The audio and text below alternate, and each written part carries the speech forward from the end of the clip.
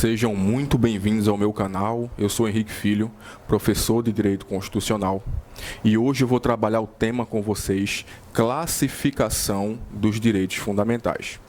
Se eu perguntasse para você, o direito à propriedade, ele é primeira, é segunda ou é terceira geração? O direito à vida, primeira, segunda ou terceira? O direito à habitação, o direito à defesa do consumidor, primeira, segunda ou terceira geração?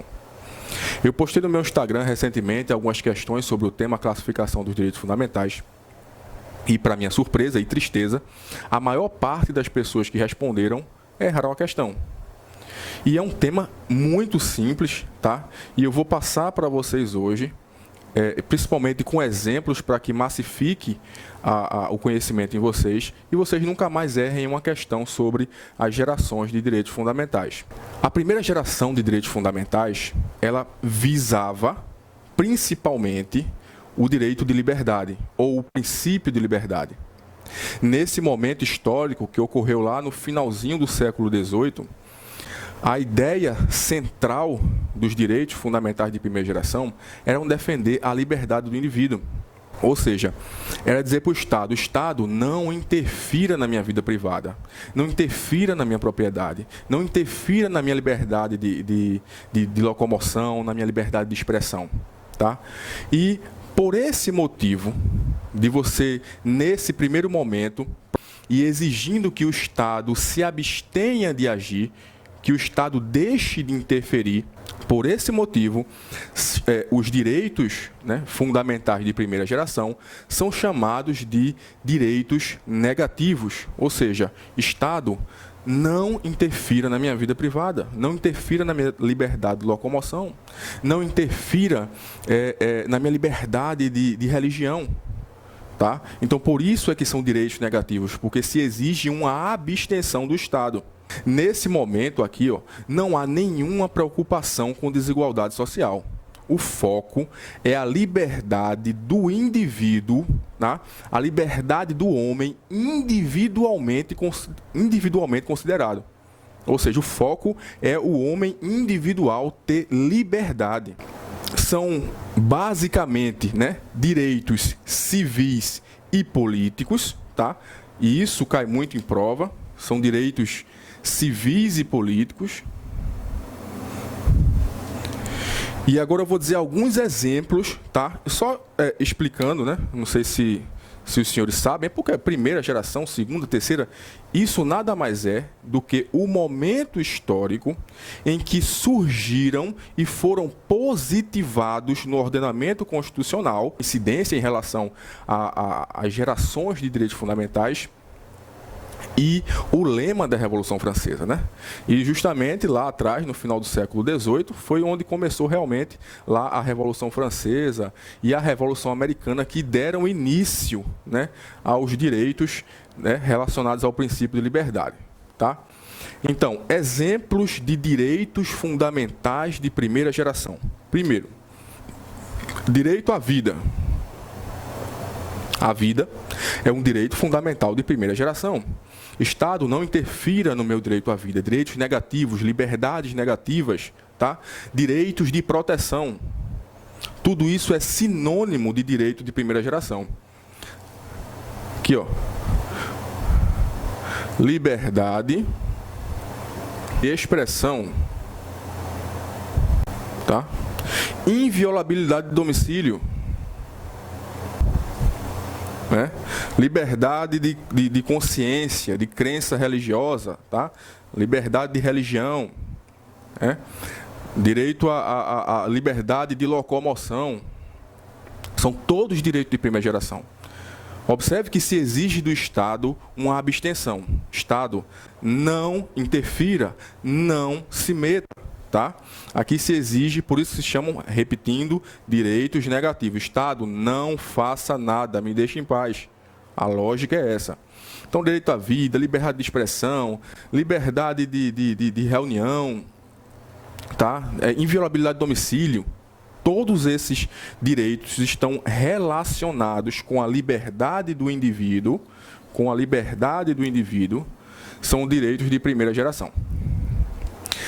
Já os direitos de segunda geração estão diretamente relacionados com o princípio da igualdade, enquanto aqui o foco é o homem individualmente considerado, aqui a preocupação é mais social. A preocupação aqui é com desigualdades sociais. Então, o foco aqui é a igualdade. E não só a igualdade formal mencionada lá atrás, mencionada nos direitos de primeira geração, mas uma mas uma igualdade material, ou seja, uma igualdade de fato. Então, surgiu lá no início do século XX, tá? No início do século XX, e trouxe, né, o surgimento do Estado social. Enquanto lá, nos direitos de primeira geração, nós tivemos um Estado liberal, né, em reação ao Estado absolutista, o Estado liberal, e aqui houve a transição do Estado liberal para o Estado social. Aqui há uma preocupação com os hipossuficientes, tá? Há uma preocupação com a igualdade como um todo. E aqui eu não chamo de direitos negativos, como nos direitos de primeira geração, mas aqui eu chamo de direitos positivos. Por que direitos positivos? Porque é nesse momento que eu exijo uma atuação do Estado. Eu exijo que o Estado faça alguma coisa. Estado, promova a nossa saúde.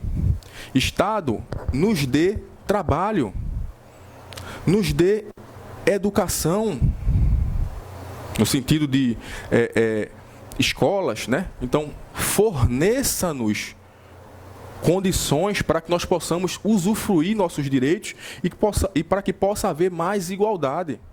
Então, Estado, forneça previdência social para a gente. Então, perceba que aqui se exige uma atuação do Estado e não uma abstenção. Por isso, direitos positivos, liberdades positivas. E aqui, outro ponto que cai muito em prova é que os direitos de segunda geração são direitos sociais, econômicos e culturais. E como exemplos de direitos de segunda geração, nós temos o direito à saúde. Estado, forneça hospitais para a gente, trabalho, ok? Previdência social. Estado, forneça, o Estado vai e cria o INSS, Previdência Social, assistência social, tá?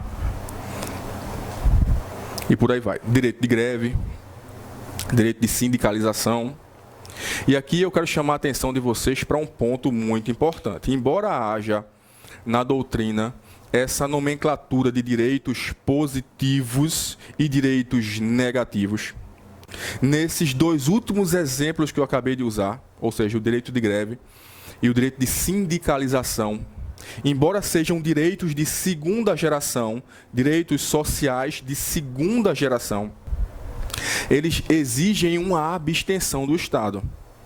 Ou seja, o Estado não interfira na sindicalização, não interfira nos sindicatos, não interfira no direito de greve das pessoas. Ou seja, veja que ele está exigindo uma não atuação do Estado, muito embora seja um direito de segunda geração. Mas o que você tem que manter em mente é que os direitos de segunda geração, eles visam obter uma igualdade. Tá? Se você mantiver essa ideia em mente de que os direitos de segunda geração, eles promovem uma igualdade, eles estão preocupados com o social, com o coletivo, você vai perceber que o direito de greve é algo coletivo, o direito de sindicalização é algo coletivo e não algo como aqui acontece nos direitos de primeira geração, em que o homem é considerado como um indivíduo único. A preocupação é com a liberdade individual de cada um. Aqui a preocupação é com grupos, a preocupação social, a preocupação com os hipossuficientes, preocupação com a autodeterminação dos povos. Então, mas muita atenção nesse ponto, ok? Embora haja essa nomenclatura, e é uma nomenclatura correta, mas existem exceções, como o direito de greve e o direito de sindicalização, que você exige do Estado uma abstenção, mas são direitos sociais, tá? E por último, aqui, os direitos de terceira geração, que surgiu aqui já no século XX, e o lema principal, tá? O foco principal dos direitos de terceira geração é a fraternidade e a solidariedade. Fraternidade e solidariedade. O foco aqui está nos direitos difusos e coletivos. Difusos, você não consegue quantificar quantas pessoas estão interessadas nesses direitos, ou são interessadas nesses direitos. Por exemplo, quando eu falo o direito de ter um meio ambiente ecologicamente equilibrado, interessa a quem isso? A todos. Não tem como quantificar. Interessa, sei lá, a X. Não. Interessa a todos. Então, aqui há uma certa universalidade. Enquanto aqui a preocupação é individual, aqui a preocupação é social com desigualdades, aqui a preocupação é universal. Por isso que os direitos de terceira geração ou dimensão de direitos humanos, de direitos fundamentais, né, que não deixam de ser também direitos humanos, visam uma coletividade como um todo, tá? É um princípio universal. Por exemplo, quando eu falo o direito à paz, a quem interessa o direito à paz? É difuso, não tem como quantificar. Tá? Quando eu falo assim, defesa do consumidor, a quem interessa a defesa do consumidor? Todos os consumidores. Quem são consumidores? Não tem como quantificar. Então, são direitos difusos. Um outro detalhe, deixa eu colocar aqui os exemplos de direitos de terceira geração, tá? Direito à paz, o direito ao meio ambiente ecologicamente equilibrado, meio ambiente ecologicamente equilibrado, defesa do consumidor,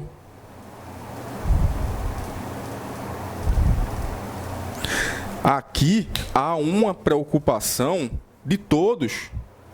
Aqui você exige uma atuação do Estado, né, como regra. Aqui você exige que o Estado não faça nada, mas aqui todos têm a obrigação de agir. Todos têm a obrigação aqui, não só o Estado, como todos temos a obrigação de promover, de proteger o meio ambiente, promover a paz, tá? Então não é só um dever do Estado, é de todos. É a coletividade como um todo, tá? É uma universalidade. São os direitos de terceira geração. E uma outra informação extremamente importante, que é interessante, que às vezes é cobrado em concurso público, né? E eu raramente vejo os professores falando, é que os direitos fundamentais, tá? Eles são aplicados tanto a pessoas naturais, como a pessoas jurídicas e também ao Estado. O Estado também tem a possibilidade de usufruir dos direitos fundamentais. Não é só a pessoa natural, não é só a pessoa física. A pessoa jurídica também e o Estado também. Quando eu falo pessoa jurídica, eu estou falando de entes privados, tá? De pessoas jurídicas privadas. O Estado também é pessoa jurídica, claro, mas é pessoa jurídica de direito público. Estou falando de pessoa jurídica de direito privado, né? Entes privados, né? Particulares, né? Não estou falando do Estado. Estou falando de pessoa jurídica como um todo, tá?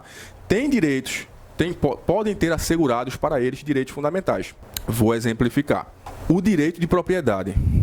A pessoa natural pode ter propriedade? Sim. O Estado pode ter propriedade? Claro. A pessoa jurídica pode ter propriedade? Sim. Então, propriedade é um direito fundamental extensivo a pessoas físicas, jurídicas e ao Estado.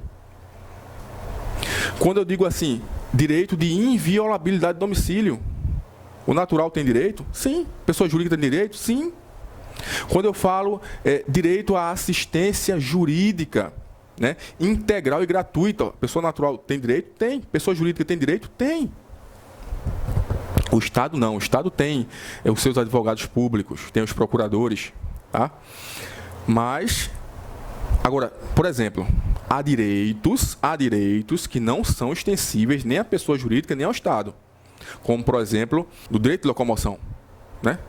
O direito de locomoção é um direito que só é extensivo, só é aplicável à pessoa natural. Não há que se falar em direito de locomoção, óbvio, de pessoa jurídica nem do Estado. Então, alguns direitos fundamentais são só para pessoas naturais, alguns direitos fundamentais são para pessoas físicas, né, naturais e jurídicas, e alguns direitos fundamentais são extensíveis para o Estado, pessoas jurídicas, e também para pessoas naturais ou pessoas físicas, tá? Espero que vocês tenham compreendido, espero que tenham gostado da aula. Se você gostou, se lhe ajudou de alguma maneira, curta o vídeo, compartilhe, deixe um comentário, é muito importante para que eu continue gravando esses vídeos. Me sigam nas outras redes sociais, professor, né, @professor Henrique Filho lá no Instagram. Eu vez por outra, não é sempre, mas eu de vez em quando coloco algumas questões e a gente faz debates lá no Stories. Pode mandar suas dúvidas também lá no direct. E lá no meu Instagram também tem o número do meu WhatsApp empresarial, né? Um WhatsApp que eu posso também tirar dúvida de vocês e vocês podem manter contato diretamente comigo. Então, bons estudos e até a próxima.